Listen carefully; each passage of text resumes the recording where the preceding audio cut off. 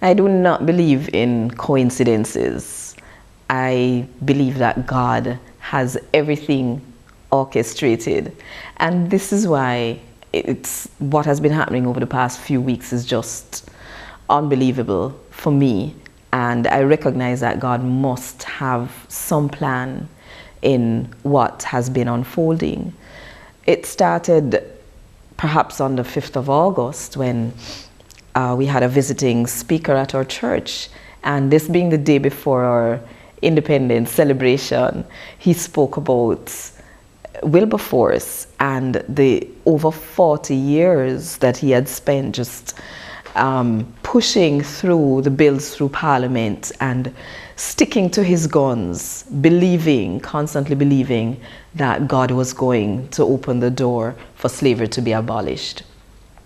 And God spoke to me in that service and said, the work that I have called you to do is similar to the work that I called Wilberforce to do. Therefore, do not be discouraged.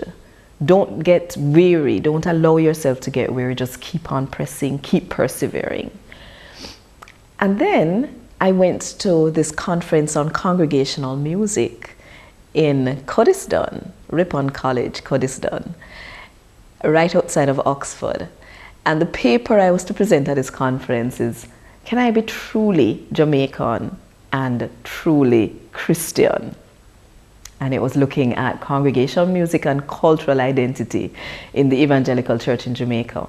And here was I at this conference, not knowing there was any connection with Wilberforce, only to hear the president stating that the college was founded by Wilberforce's son, Samuel.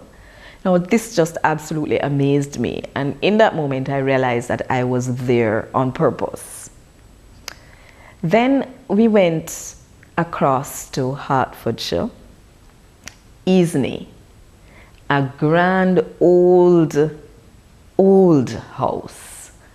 And as we drove up to the entrance, I looked at the house and I turned to my friend and I said, wow, if walls could talk. And I believe it was the following day when Jill Ford, in introducing the college to us, said, this house was owned by the Buxton family, and Thomas Buxton was known as the liberator who took over from William Wilberforce in the whole anti-slavery movement. That was when I knew for sure that this was God. And the tears just started flowing because I recognize that I am experiencing this, perhaps what you'd call a Kairos moment. And so that evening, I was able to share with everybody else this unfolding Godincidence that was taking place. And Bill Taylor from the World Evangelical Alliance was speaking afterwards, and he spoke about how he stood in this old house, I don't know how many years ago, and stood in the hall, and the walls spoke to him. And my mouth fell open because I remembered saying, oh, if walls could talk. And here was Bill affirming that these particular walls have spoken to him. And so I decided that I was going to just come into this space and allow the walls to speak to me. And Bill took me through the whole house, and he took me into this very room where I'm standing now with the picture of Thomas Buxton on the wall. And he said, in this very room, discussions about the abolition of slavery took place.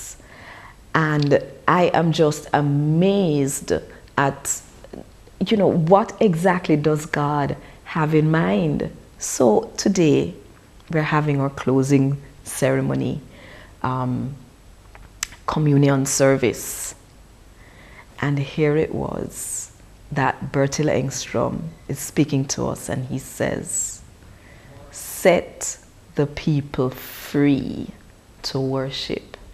And I recognize that this is really an echo of the mandate that God gave me back in 2006. Tell the whole world to sing a new song unto the Lord. God is a God of purpose. He's a God of Godincidences. And here in this room is a Godincidence.